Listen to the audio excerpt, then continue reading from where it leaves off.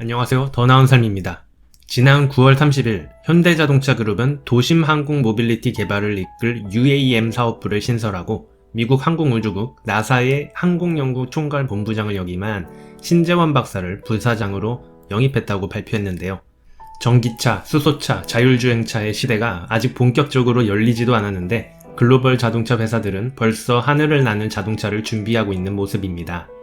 또 최근 정의선 수석부회장은 자율비행차가 자율주행차보다 먼저 상용화될 수도 있을 것이란 견해를 밝히기도 했는데요.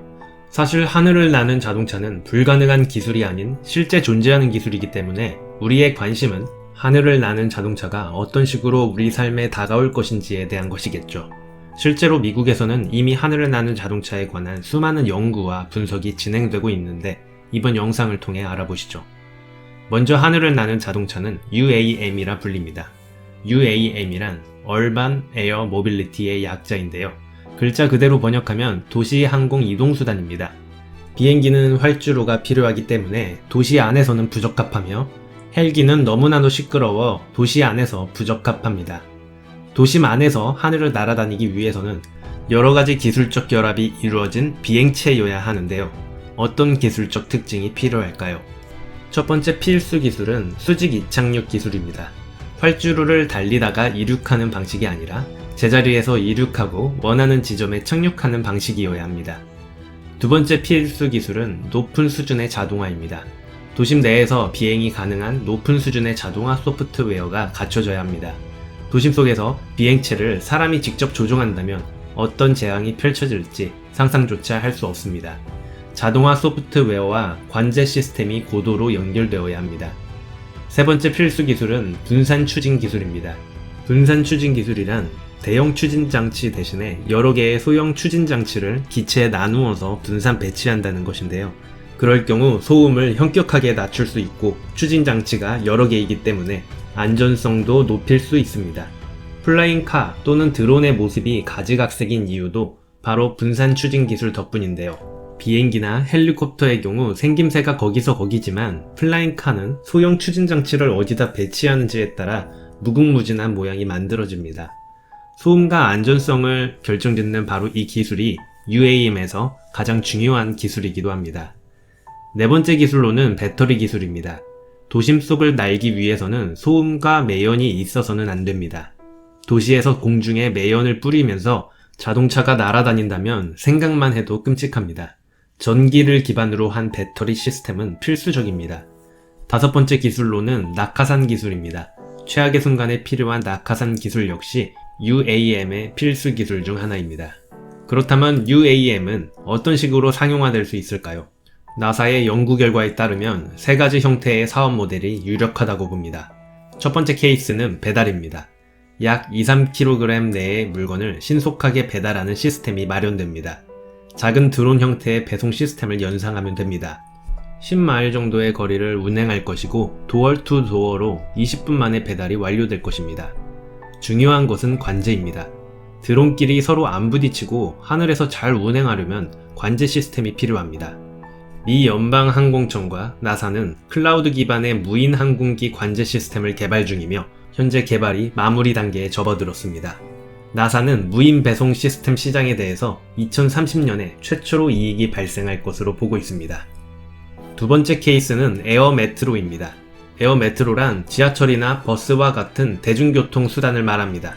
이미 정해진 노선, 정규 스케줄에 맞춰져서 움직입니다. 도시의 교통체증이 극심한 지역에 정류장을 만들어 도시 간 혹은 도심 간 지역을 이어줍니다.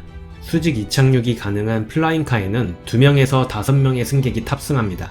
각 운행당 평균적으로 3명이 탑승하며 약 20km에서 150km의 거리를 날아갑니다. 각 정류장에서는 3대에서 6대의 플라잉카가 동시 출발 가능하며 정류장에서는 충전 시스템과 접객 시설이 완비되어 있습니다. 에어메트로를 이용하면 도어 투 도어로 출퇴근 시간이 20분 안으로 단축 가능합니다. 나사는 에어메트로 시장에서는 2028년에 최초로 이익이 발생할 것으로 봅니다. 배송 분야보다 더 일찍 수익이 발생할 수 있다는 분석인데요. 이는 하늘로 날아가는 배송이 현재의 배송 시스템을 대체할 만큼 비용을 절감하기까지에는 시간이 더 필요할 것이라는 분석으로 생각됩니다. 아무래도 에어메트로의 경우 답없는 현재의 교통 시스템 대비 혁신적인 교통수단이 될 것이므로 이에 대해 큰 돈을 줄 용의가 있는 승객들이 많을 것으로 판단한 것 같습니다. 세 번째 케이스는 에어택시입니다. 에어택시는 에어메트로와 다르게 언제 어디서나 탈 수 있어야 하는 게 핵심입니다. 즉, 집에서 에어택시를 부르면 에어택시가 집 앞에 도착하고 나를 태워 내가 원하는 곳으로 이동시켜줍니다. 그렇다고 에어택시가 도로 한복판이나 골목 안에서 수직 이착륙을 할 수는 없습니다. 그만큼 더 많은 정류장이 깔려야 가동이 가능합니다. 에어메트로에 비해 작은 정류장이 더욱 광범위하고 촘촘하게 깔려야 함을 의미합니다. 에어메트로와 비슷한 스펙의 비행체가 사용됩니다. 하지만 택시의 특성상 이용 인원이 한 명일 경우가 대다수인 점을 고려하면 인프라 비용이 막대하고 1회 운행 시 한 명이 부담해야 할 비용이 높을 것이기에 수익성 있는 모델이라고 보진 않습니다. 나사는 에어택시의 경우 2030년까지도 이익을 내지 못할 것이라 판단합니다. 맨하탄, 보스턴, 샌프란시스코, 마이애미와 같은 인구가 극히 밀집적인 지역에서나 생각해봐야 할 문제라고 합니다. 그렇다면 대중들은 다가오는 하늘을 나는 자동차 시대를 어떻게 바라볼까요? 나사의 설문에 따르면 4분의 1의 사람들은 새로운 시대를 환영합니다. 그리고 4분의 1은 상용화가 되더라도 자신들은 이용하지 않을 것이라 말합니다. 다양한 의견들이 있었지만 절반에 가까운 사람들이 기술에 대한 기대를 드러냈습니다. 물론 신기술이 등장하면 낙관적인 측면만 존재하진 않습니다. 우려의 시선도 존재합니다.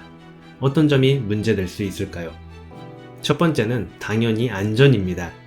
하늘을 나는 자동차를 처음 접한 지금 시점에서는 많은 사람들이 무인 시스템 기술을 신뢰하지 못합니다.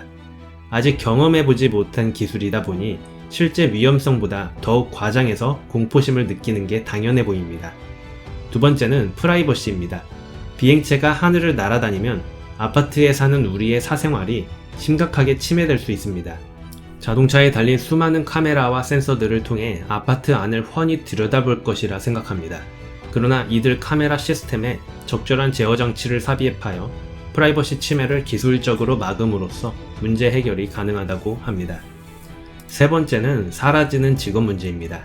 무인 기술이 보편화되면서 다양한 직업군이 사라질 수 있다는 우려도 있습니다. 신기술이 등장하면 항상 나오는 문제 중 하나입니다. 개인들은 시대 흐름을 잘 적응해서 살아남는 방법밖에 없고 관련 업계에서는 새로운 환경이 태동하고 있음을 대중들에게 널리 알려줌으로써 모두가 미리 예상하고 대비할 수 있게 만들어야 합니다. 네 번째는 소음이 발생하며 도시 미관을 해칠 수 있다는 문제입니다. 비행기나 헬기에 비하면 소음이 매우 적지만 그럼에도 소음 문제는 피할 수 없어 보입니다. 기술 발전이 어느 정도 해결하겠지만 소음 문제는 계속 되도될 듯 합니다. 또한 도시 미관을 해치고 창밖에 비행체가 왔다 갔다 하면 정신 사나울 수도 있겠죠.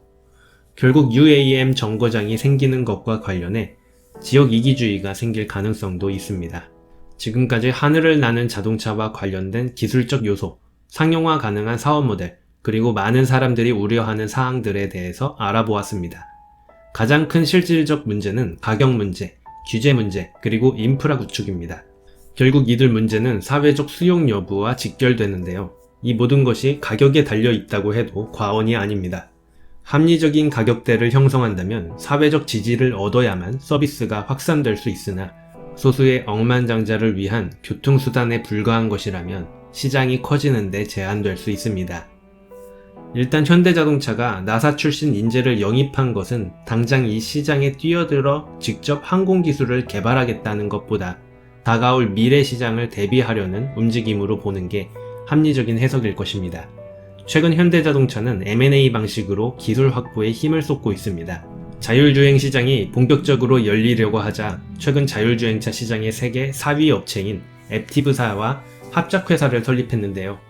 현대자동차 그룹은 20억 달러의 돈을 대고 앱티브사는 기술과 인력을 제공하여 50대 50의 회사를 만든 것이죠. 자동차 업계의 천지개벽이 일어날 움직임에 조금 늦은 듯하지만 현대자동차 역시 M&A로 기술 확보에 열을 올리는 듯합니다. 기술들을 스스로 개발하는 것보다 유망한 기술을 돈을 주고 사서 기술에 뒤처지지 않는 것이 중요합니다. 결국 미래의 시장을 좌우할 핵심 기술이 무엇이며 누가 이런 핵심 기술에 우위를 차지하고 있는지를 파악하는 것이 성공적인 M&A를 하기 위해서 반드시 필요한 분석이겠죠.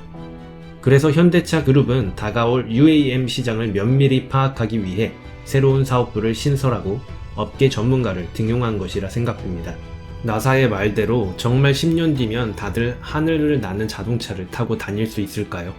그리고 현대자동차는 하늘을 나는 자동차 시장에서 어떤 역할을 하게 될까요? 여러모로 참 기대가 됩니다. 이상 더 나은 삶이었습니다.